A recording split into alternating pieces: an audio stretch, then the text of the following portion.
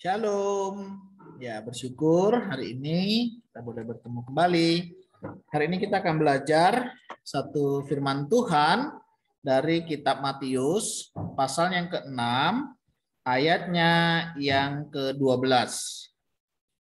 Dan ampunilah kami akan kesalahan kami, seperti kami juga mengampuni orang yang bersalah kepada kami. Demikianlah firman Tuhan, mari kita merenungkannya.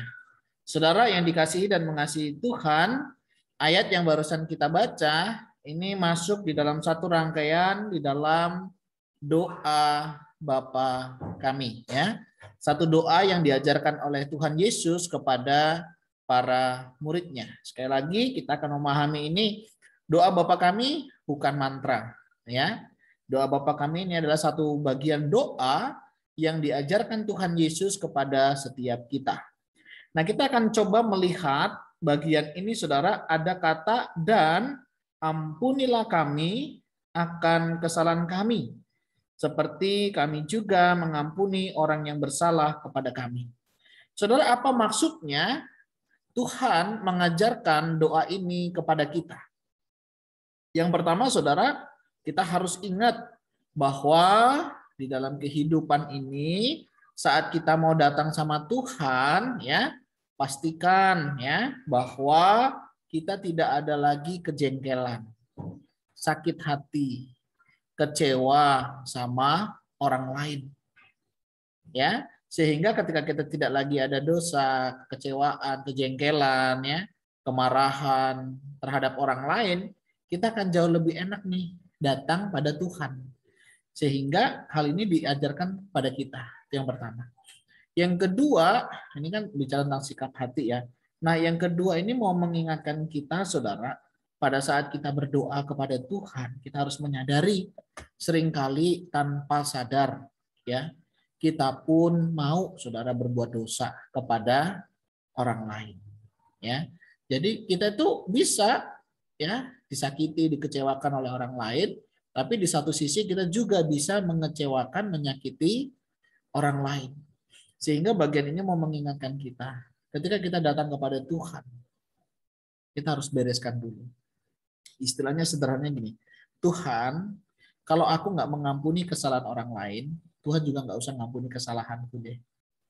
Kira-kira begitu ya, saudara. Nah, kata kesalahan di sini, saudara, memiliki pengertian atau diterjemahkan dalam pengertian yang lain itu tentang hutang, begitu. Jadi mungkin saudara masih ingat ya cerita di dalam kitab Matius pasal yang ke-18 itu tentang orang yang berhutang. Ya, ada orang yang berhutang banyak talenta, kemudian ada yang berhutang dengan dinar. Nah, talenta itu kan paling banyak. Nah, itu diampuni, diselesaikan hutangnya. Tetapi pada saat dia keluar ada hamba yang lain, itu hitungnya cuma dinar. Tapi dia menganiayanya. Akhirnya diketahui, dilaporkanlah sama raja. Akhirnya si orang yang tadi punya talenta tadi ya udah mendapatkan konsekuensinya. Nah, oleh sebab itu hal ini mau mengingatkan kita jangan sampai nih kita kayak gitu. Kita pengen hutang kita dilunasi, ya, tapi hutangnya orang lain yang sama kita yang nggak seberapa itu harus dibayar, ya, itu namanya nggak benar, ya. Yang benar, saudara, pada saat kita minta dilunasi sama Tuhan, ya kita harus rela melunaskan hutang orang lain. Dalam pengertian apa? Kesalahan. Sesuatu yang pernah dibuat salah orang lain, mungkin kita pernah dikecewakan. Mungkin saudara pernah disakiti. Mungkin saudara pernah dilukai, ya. Atau mungkin dalam istilah orang dunia itu apa? Ditusuk dari belakang, begitu ya, dikhianati. Saudara bisa nggak mengampuni mereka? Saudara bisa nggak melepaskan pengampunan kepada mereka? Nah, Tuhan mau mengingatkan kita, saat kita berdoa, jangan lupa, bereskan itu dulu. Sehingga apa, saudara, hal ini tidak menghalangi kita untuk menikmati berkat Tuhan. Ya, salah satu penghalang berkat Tuhan apa? Dosa. Ketika kita tidak menyelesaikannya. Ya, dosa tidak hanya waktu kita melakukan kejahatan. Kita tahu saja, saudara, tapi kita tidak melakukannya, kita berdosa. Nah, oleh sebab itu bagian ini mengingatkan kita dan ampunilah kami akan kesalahan kami seperti kami juga mengampuni orang yang bersalah pada kami, mau mengingatkan kita saat kita datang kepada Tuhan. Yuk kita introspeksi di dalam diri kita.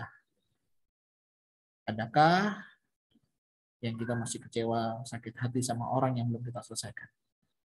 Ya, jadi salah satu unsur di dalam doa adalah pengakuan dosa. 1 Yohanes 1 ayat 9, ya, Allah kita adalah Allah yang setia dan adil. Dia akan mengampuni segala dosa pelanggaran kita ketika kita mau mengakuinya. Oleh sebab itu saudara, jangan lupa ya, waktu kita datang kepada Tuhan, datanglah dengan kehancuran hati. Ya, mau mengampuni, rela melepaskan hal-hal yang tidak lagi baik untuk pertumbuhan kerohanian kita. Ya, jadi jangan sampai hal-hal ini justru menghalangi kita untuk menikmati berkat Tuhan. Apa yang bisa kita lakukan? Yang pertama, saudara, dalam kehidupan sehari-hari, saat engkau datang kepada Tuhan, mari saudara, lepaskan segala kebencian, sakit hatimu kepada orang lain. Karena hal itu bisa menghalangimu untuk datang kepada Tuhan. Yang kedua, apa yang bisa kita lakukan? Adakah orang-orang yang sampai hari ini kita belum bisa mengampuninya? Adakah orang-orang yang sampai hari ini engkau masih sakit hati, kecewa kepadanya? Saudara, firman Tuhan mau ingatkan kita, lepaskan pengampunan. Sehingga saat kita datang kepada Tuhan, kita datang dengan hati yang lega, dengan hati yang siap menerima apa yang akan Tuhan berikan di dalam kehidupan kita. Tuhan sudah melunaskan hutang kita.